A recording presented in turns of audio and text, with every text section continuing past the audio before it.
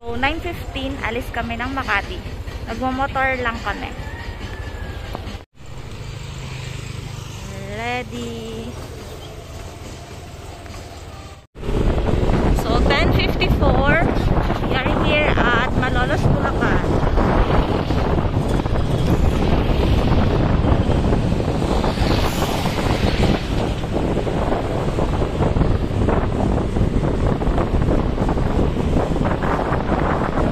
Buti na lang hindi masyadong mainit. So, we are now here in Pampanga.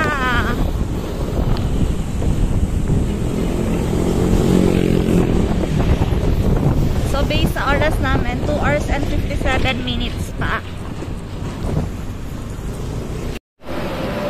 Pagas muna dito sa Uno, sa Pampanga.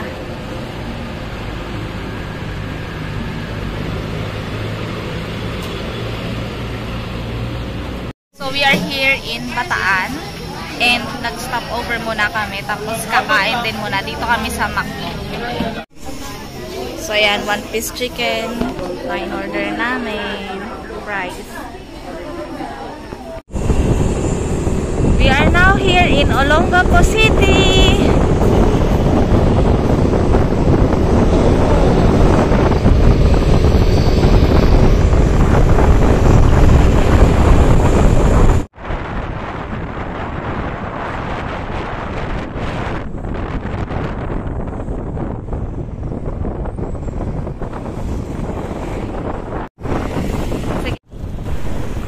So, dito sa part na to, nasa Zambales na kami.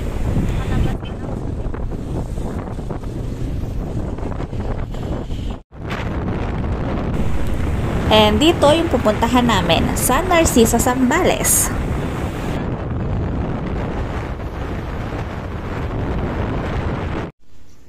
So, here's our accommodation.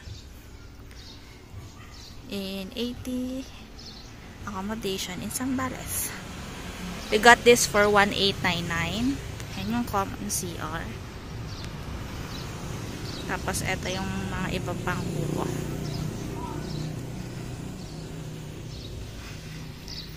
So, yung pinakamalaki na sa amin. So, we're going at the beach. 2 to 3 minutes walk from our accommodation. Walking to the beach.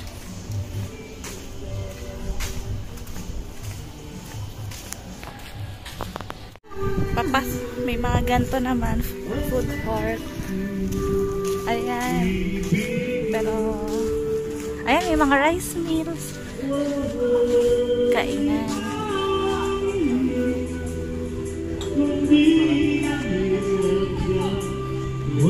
Ayan na yung dagat. Mga resto yun.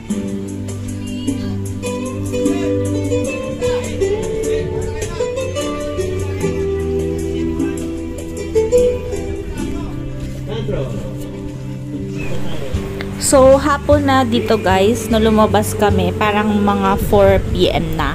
So, hindi na ganun katirik yung araw. Pero kung tirik na tirik yung araw, makikita talaga yung pagka-blue rin ng dagat.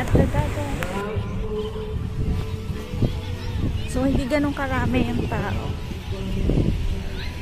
Maraming tayo. Ah, okay.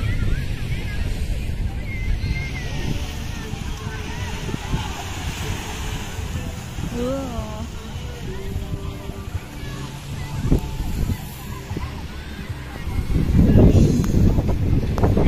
It's the dagat!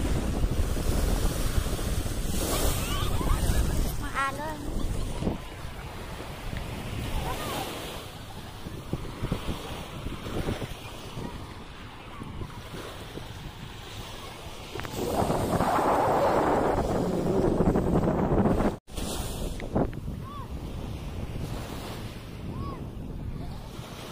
Ang lakas ng alon.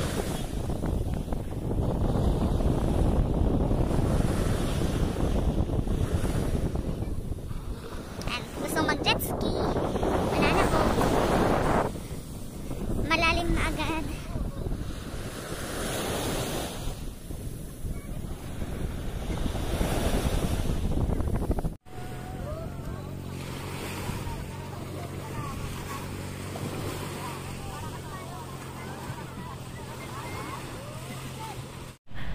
Di ko pala na-videohan kanina. Meron dito environmental fee na 30 pesos.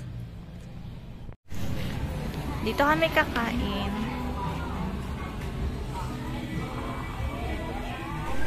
So, sa buong trip namin, lumalabas kami every meal. Hindi kami nagluto doon sa resort. So, for dinner, samgyupsal.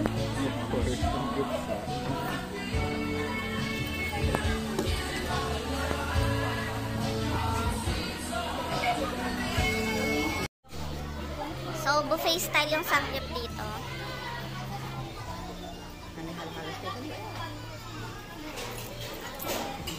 Ganyan. So, ganito paggabi.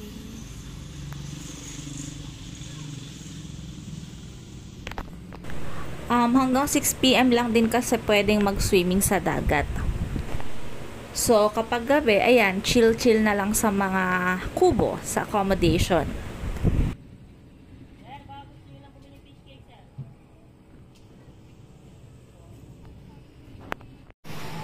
So, ayan, umaga, we are here at the beach. So, malakas yung alon. Marami ring mga tao. Pero hindi naman sobrang crowded.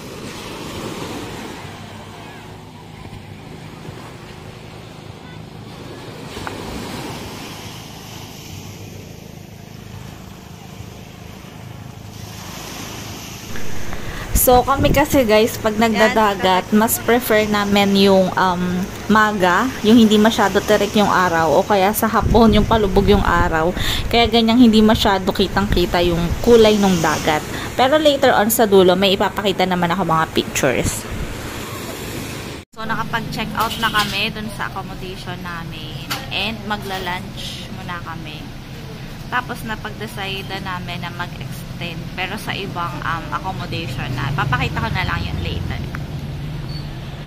So ito yung aming lunch. Sizzling sisig at sizzling pares-pares, only rice, juice, gravy for 129 pesos.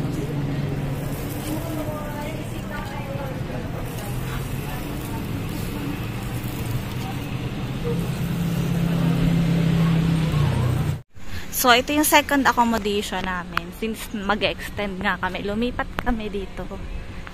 MJR Hostel. Maganda yung ambience, saka mas malapit sa beach. Entrance.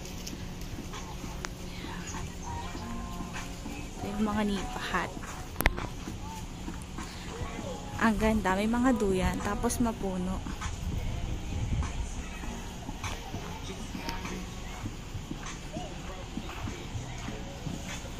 Tapos yung motor namin dito na mapapark. Ang cute. Naka-ready na.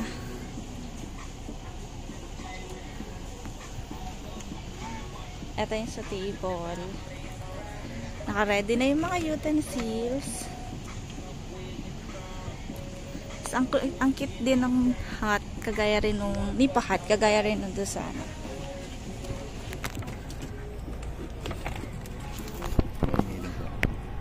Tapos, ayan yung loob. So, aircon din. May towel na, beddings, pillow. So, we got this for 1.8 naman. So, para tuloy-tuloy ang aming adventure here in Zambales.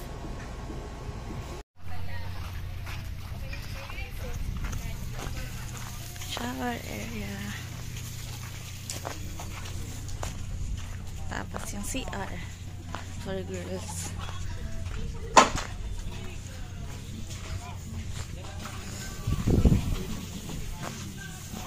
Ito yung mas malalaki.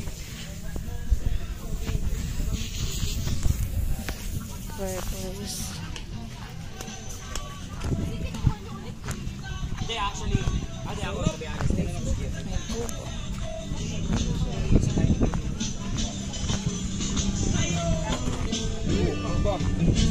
Dito yung pwede mag-camping. Ang ganda ng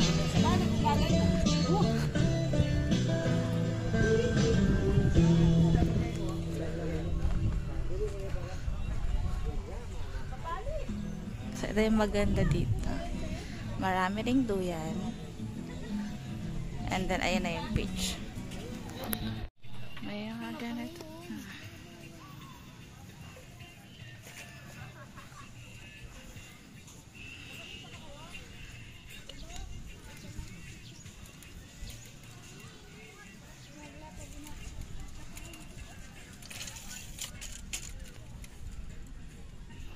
Merong mga nipahat na ganyan. So, ito, yan. Diretso lang yan yung bago naming accommodation.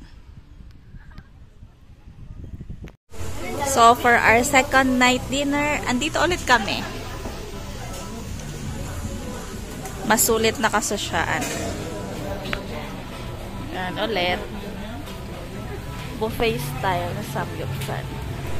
For 219 pesos each. Ganito kapag gabi, dito sa bago naming accommodation sa MJR. Dito yung mga couple room. Andun yung mga barkad. Very, peaceful lang.